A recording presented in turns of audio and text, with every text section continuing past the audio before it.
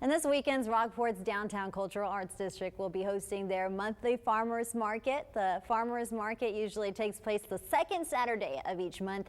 And there was a farmers market in February, but because of COVID-19, they weren't able to host one in March or April. Executive Director of the Rockport Cultural Arts District, Jennifer Day, says you can guarantee social distancing will certainly be in place. The stations will be far enough apart and will certainly promote the social distancing.